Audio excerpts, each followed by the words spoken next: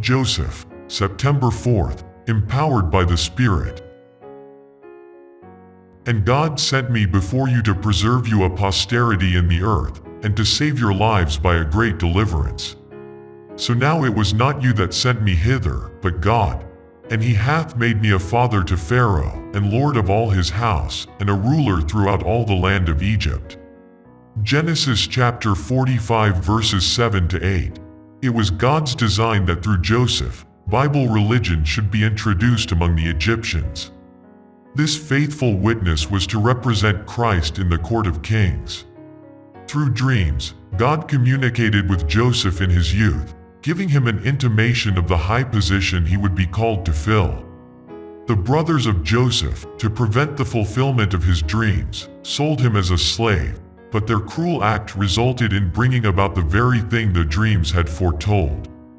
Those who seek to turn aside the purpose of God and oppose his will may appear for a time to prosper, but God is at work to fulfill his own purposes, and he will make manifest who is the ruler of the heavens and the earth. Joseph regarded his being sold into Egypt as the greatest calamity that could have befallen him, but he saw the necessity of trusting in God as he had never done when protected by his father's love. Joseph brought God with him into Egypt, and the fact was made apparent by his cheerful demeanor amid his sorrow. As the ark of God brought rest and prosperity to Israel, so did this God-loving, God-fearing youth bring a blessing to Egypt.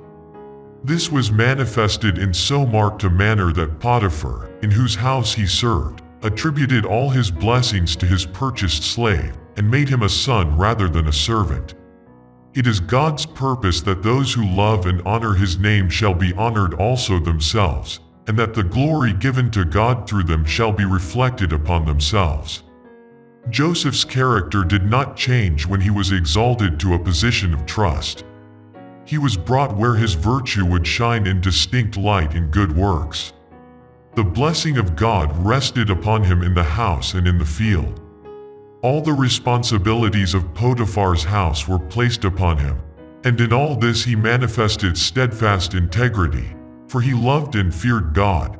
The Youth Instructor, March 11, 1897.